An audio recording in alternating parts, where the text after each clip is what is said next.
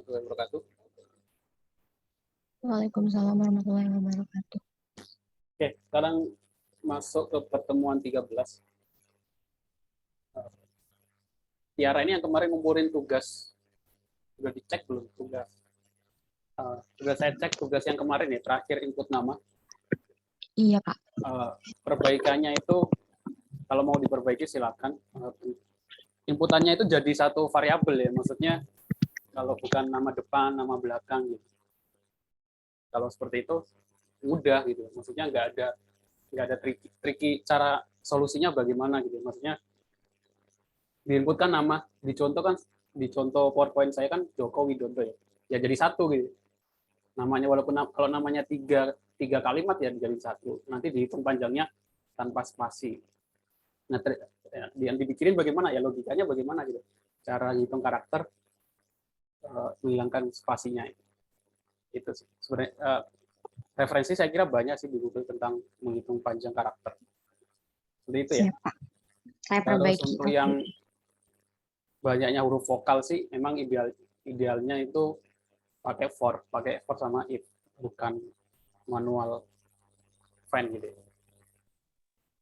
Hal-hal seperti itu sih kalau di pemrograman itu jadi basic apa biasanya kalau coding interview tapi bagian coding biasanya hal-hal seperti itu. Dan kalau solusi yang itu namanya brute force ya, jadi solusi yang memaksa gitu. Jadi, solusinya berhasil tapi maksa, nggak bisa diimplementasikan nanti kalau dibuat sistem gitu ya. Maksudnya kalau namanya ada 4 karakter atau 5 karakter kan kodenya berubah lagi gitu. Jadi kita buat program itu nggak khusus untuk nama kita. Gitu. Jadi kita buat program itu untuk nama siapapun. Jadi nama itu hanya nama kita hanya contoh. Jadi bisa dijalankan di atas nama siapa saja. Gitu ya. Memang dulu sih di mata kuliah lain ada yang masukkan nama depan, masukkan nama belakang. Nah, kalau namanya ada 4 karakter, 4 kalimat, kalau ada juga namanya yang panjang gitu, bisa 5 suku kata gitu, nggak bisa berjalan program. Oke, itu masukannya saja. Sekarang kita masuk ke pertemuan 13. Berarti tinggal 2 pertemuan lagi. Terakhir pertemuan 15 ya. Jadi setelah ini saya nggak ngasih tugas sih. Paling tugasnya nanti saya kumpulkan di UAS-nya. Yang materi tentang ini. Tinggal 14 sama 15. Nanti saya kasih materi tentang bagaimana mengolah data atau melakukan sesuatu yang biasanya kita kerjakan manual bisa dikerjakan dengan lebih cepat dengan program. Salah satunya dengan Python. Ini pertemuan terakhir atau pertemuan minggu depan. Oke, di pertemuan 13 ini saya akan bahas salah satu topik yang ada hubungan yang harusnya kalau ini mata prodinya ini kan bisnis digital paling identik menurut saya sih identik dengan digital marketing. Nah, digital marketing ini biasanya identik dengan data dan ngambil data, posting dan lain sebagainya. Nah, itu biasanya kalau kalian pelajari atau yang sudah belajar itu semuanya itu nggak dilakukan manual ya.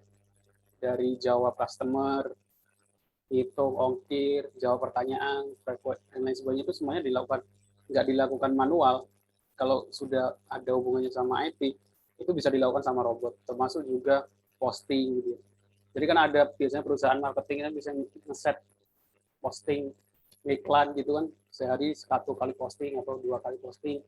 Itu ya nggak perlu harus bayar seseorang untuk posting, jawabin. Itu sebenarnya bisa diganti dengan sebuah program.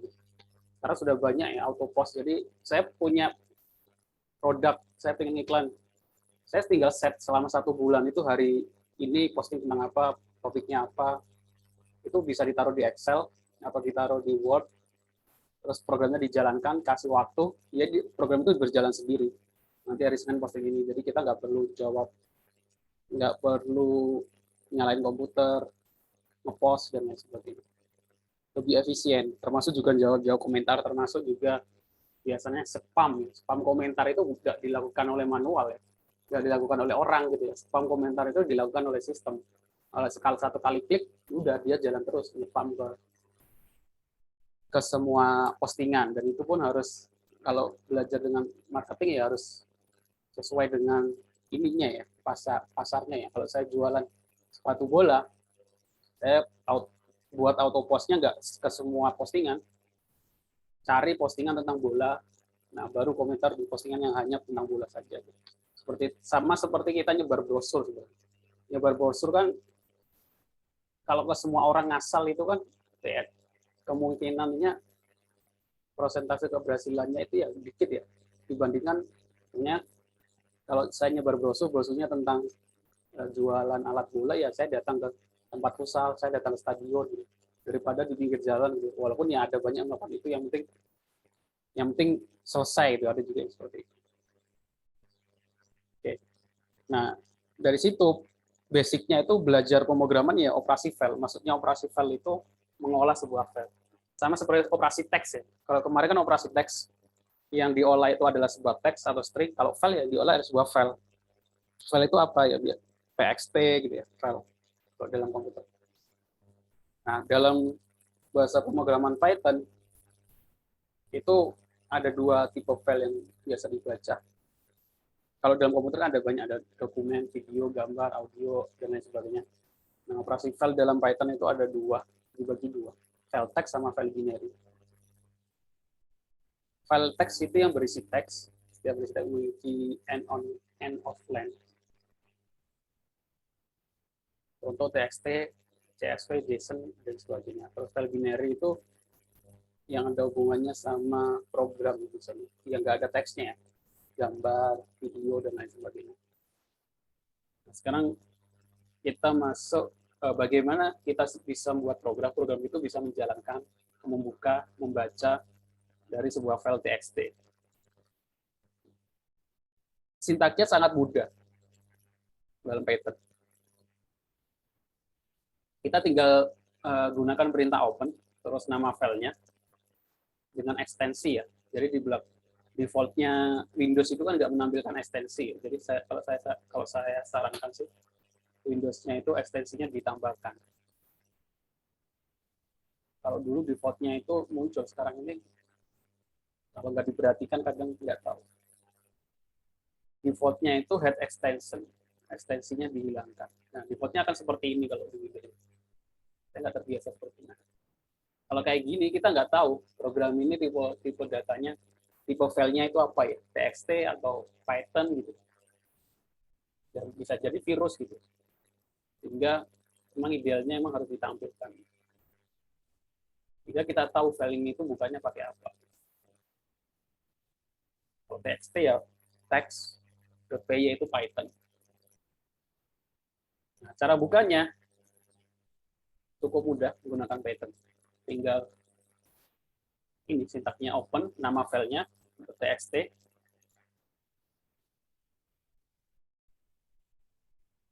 apakah dokumen atau Word bisa? Ya, Word itu kan sebuah produk ya, menyimpan file txt tapi sebuah produk dari browser ya.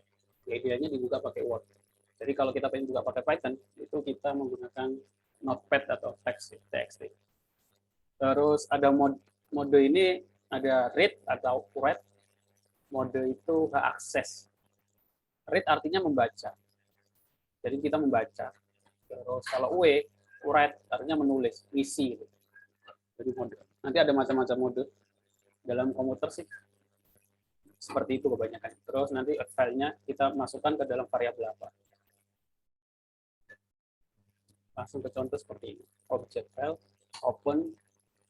Nah, path ini posisi kalau program kita beda, program kita tidak dalam satu folder dengan file yang kita buka. Kalau dalam satu folder yang kita buka, ini nggak perlu langsung ke nama filenya saja. Folder semuanya di sini ada folder, terus bawahnya ada folder ya. Semuanya programnya ada di folder A di program Python-nya. Tapi yang dibuka adalah di folder B di sebelahnya. Nah, biasanya kita harus menggunakan tanda titik 2. Ada teks. Titik 2 ini artinya mundur ke samping. Kalau dia di folder yang lain, nah, ini agak teknis sih sebenarnya. saya sarankan sih filenya dijadiin satu sama program biar lebih mudah. Oke. Jadi kalau file sama file txt-nya sama program Python-nya itu satu folder, jadi kita langsung nama filenya saja. Nah, ini mode-mode dalam sistem operasi sebenarnya. Ada read, hanya baca, write, akses untuk menulis, mengisi gitu. Nah, digunakan untuk append, nah itu kepanjangan, kependekan dari append. Append itu menambah data ke file. Jadi kalau write ini kalau ada datanya nanti dia di replace gitu. Diisi lagi, yang lama itu dihapus di data yang baru. Kalau kita pengen nambah data yang lamanya tetap ada, berarti menggunakan append. Bisa juga R plus, digunakan untuk membaca sekaligus menulis data ke file. Kalian bisa praktekkan ini masing-masing nanti, biar tahu perbedaannya apa. Contohnya bagaimana? Contohnya saya punya file pancasila.txt di dalam sebuah file pancasila.txt, isinya pancasila.txt. Saya pengen menampilkan di program Python gitu. Ya tadi sangat mudah. Kita menggunakan open, nama filenya. Kalau hanya membaca saja berarti modenya read. Kita masukkan ke dalam variabel Pancasila. Sudah, tinggal cetak print Pancasila readline.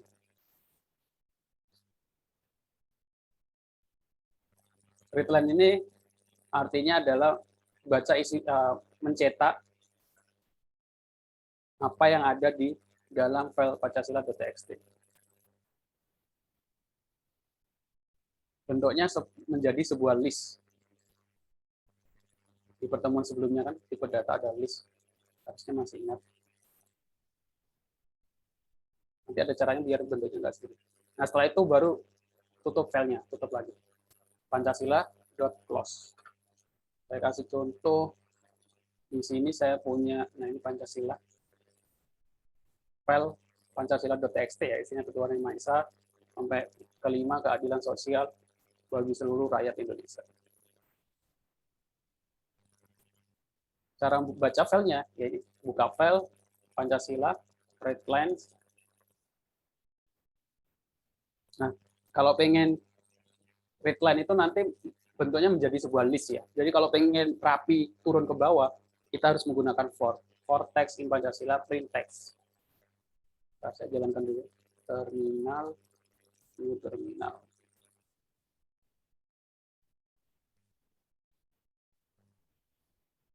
Python baca file.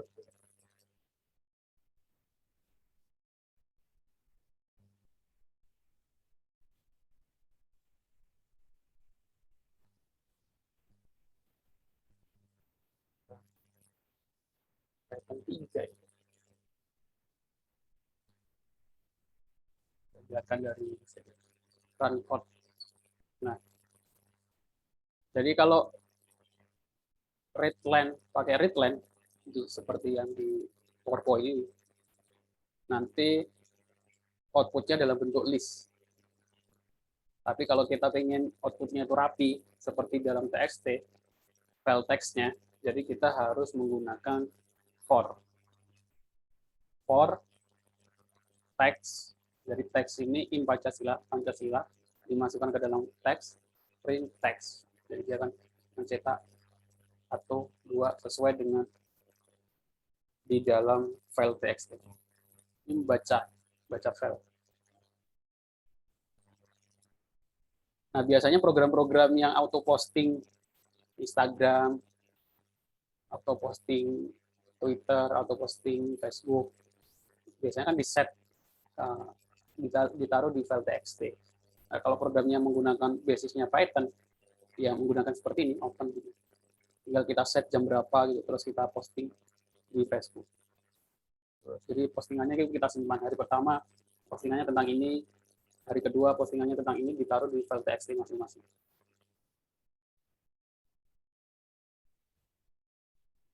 Kalau tadi membaca, sekarang menulis, artinya memasukkan sebuah teks ke dalam file.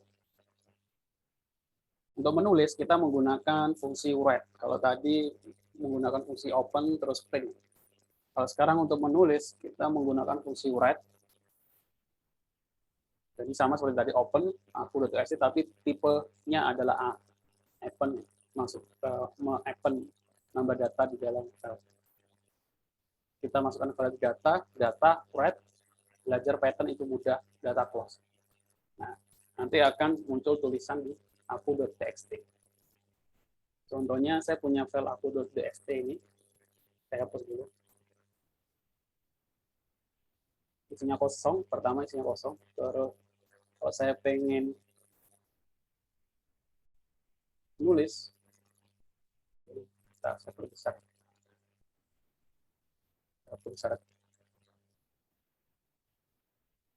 Belajar Python itu mudah, terus slash n ini artinya nanti kalau kita pengen nulis baru ganti baris, terus close.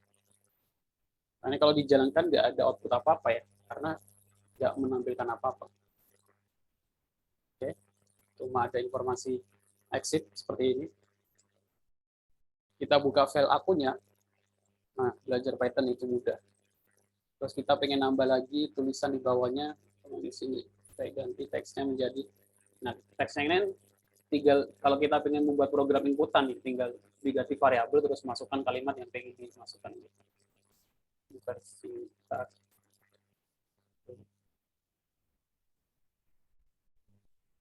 Karena ini A, otomatis nanti akan append, nambah di bawahnya. Nah, Universitas Pelita Bangsa. Oke.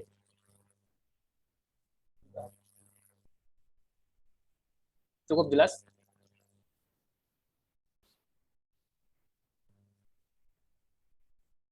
Sampai sini ada yang mau ditanyakan?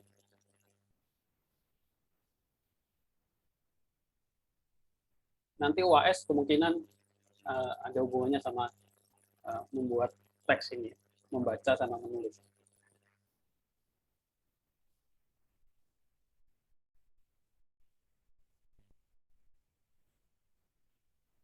Jadi saya cuma sedikit dari ini. Nah, kalau sudah bisa membaca, menulis, untuk sisanya kalian bisa praktekkan sendiri. Nanti untuk yang membaca itu R, write, A, sama R plus. Gitu. Selanjutnya, itu adalah error handling yang materi minggu kemarin.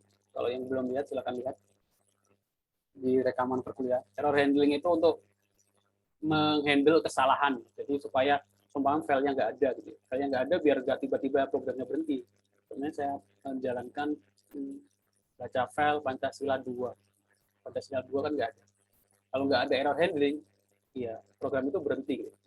File not found. Ya, errornya kan seperti ini, nggak enak dilihat. Jadi kita harus tambahkan error handling. Jadi ketika sesuatu itu filenya nggak ketemu, ada informasinya.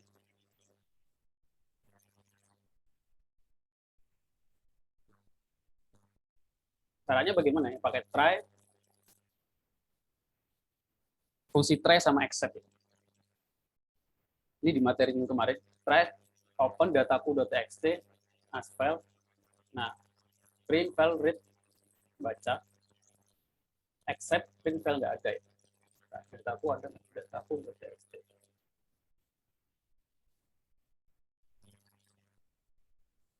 Nah, ini kalau dijalankan, nah, informasinya akan lebih enak dilihat, file nggak ada.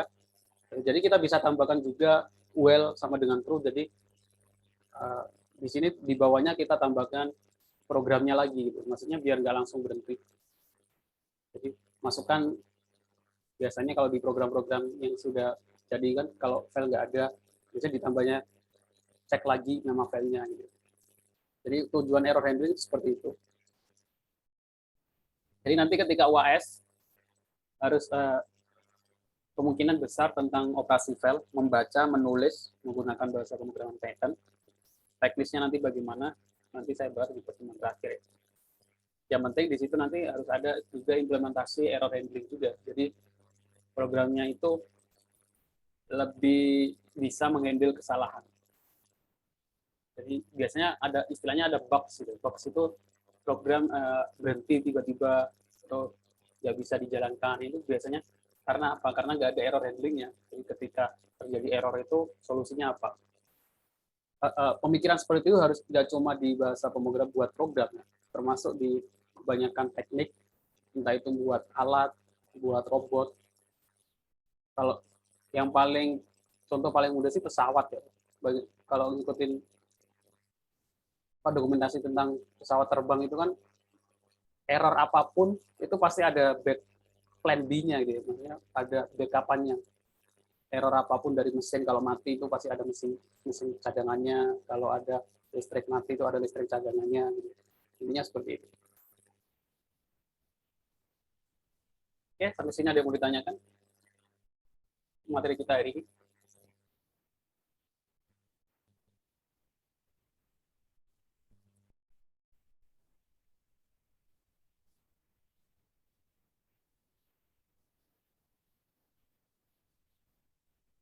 Nggak ada.